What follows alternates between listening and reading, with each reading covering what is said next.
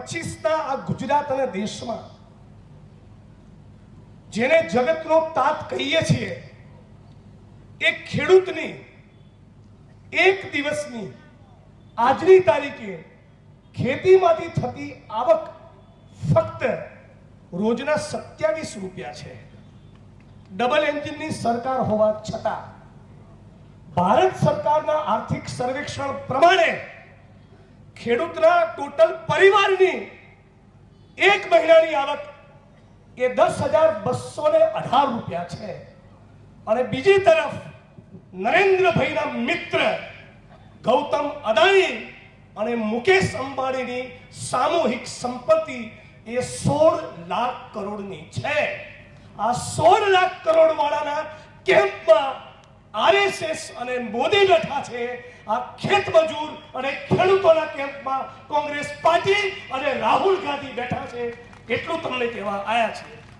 આપણા ગુજરાતમાં 1100 કિલોમીટરની સૌરાષ્ટ્રની યાત્રા દરમિયાન ગુજરાતના ખેડૂતને કંગાલ અને ત્રાહિમામ પરિસ્થિતિમાં મેં જોયો છે અને એટલા માટે સંકલ્પ કર્યો છે કે કોઈ પણ સંજોગોમાં જ્યાં સુધી ગુજરાતના એક એક ખેડૂતના દેવા માફ કરવામાં આવે નહીં ત્યાં સુધી આ જન આક્રોશ રેલી અને જન આક્રોશ આંદોલન આ ધરતી પરથી પૂરું થવાનું નથી। એક ગુજરાતની શાળા કરોડ જનતાને અમે વચન આપીએ છીએ। સાથોસાથ ઘણા દિવસથી આપ તમામ લોકો એ સોશિયલ મીડિયામાં જોઈ રહ્યા છો, આખું ગુજરાત હિલોડે ચડ્યું છે દારૂ જુગાર અને ડ્રગ્સના મુદ્દે।